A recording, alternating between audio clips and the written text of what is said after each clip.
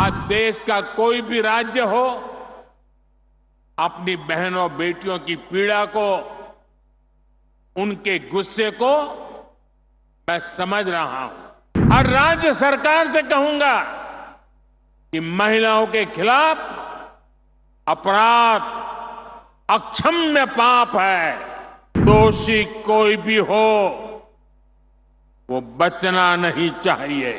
साथियों, माताओं, बहनों, बेटियों का सामर्थ्य बढ़ाने के साथ साथ उनकी सुरक्षा भी देश की प्राथमिकता है। मैंने लाल किले से भी बार बार इस विषय को उठाया है।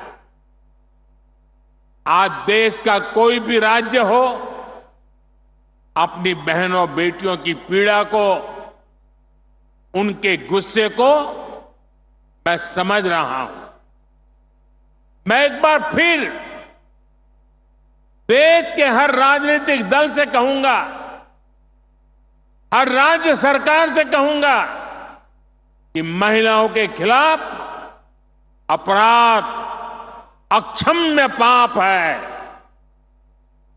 दोषी कोई भी हो, वो बचना नहीं चाहिए।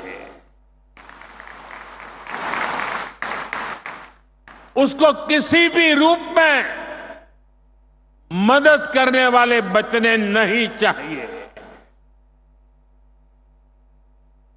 अस्पताल हो, स्कूल हो, दफ्तर हो या फिर पुलिस व्यवस्था, जिस भी स्तर पर लापरवाही होती है, सबका हिसाब होना चाहिए।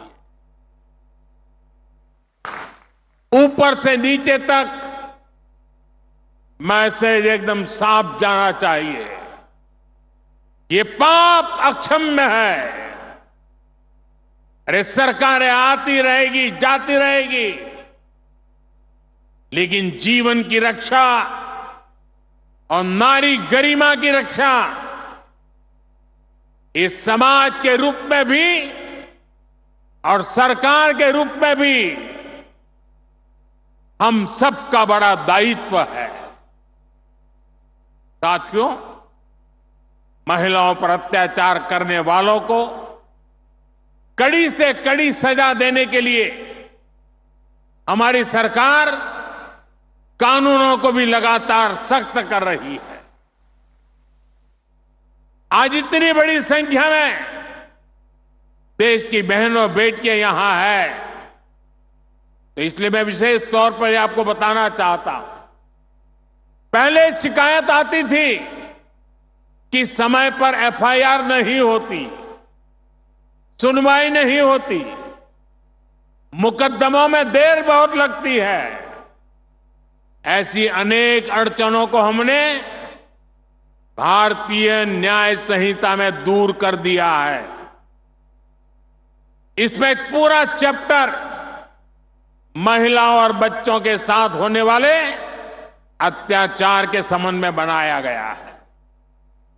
अगर पीड़ित महिलाओं को थाने नहीं जाना है तो वो घर बैठे ईएफआईआर दर्ज करा सकती है।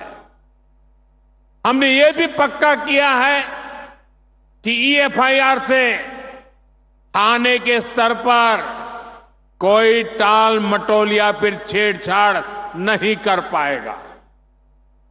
इससे तेजी से जांच करने और दोषियों को कड़ी सजा मिलने में भी मदद मिलेगी।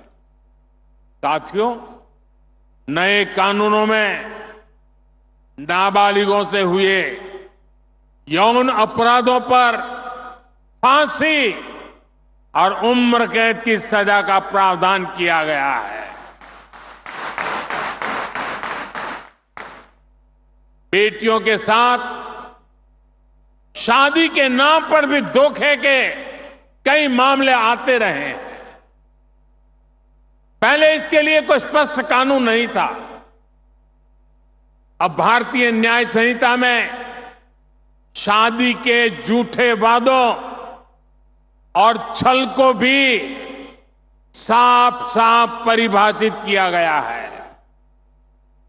मैं आपको विश्वास दिलाता हूं, केंद्र सरकार महिलाओं के खिलाफ अत्याचार रोकने के लिए हर तरीके से राज्य सरकारों के साथ है। हमें भारत के समाज से इस पाप की मानसिकता को मिटाकर ही रुकना होगा।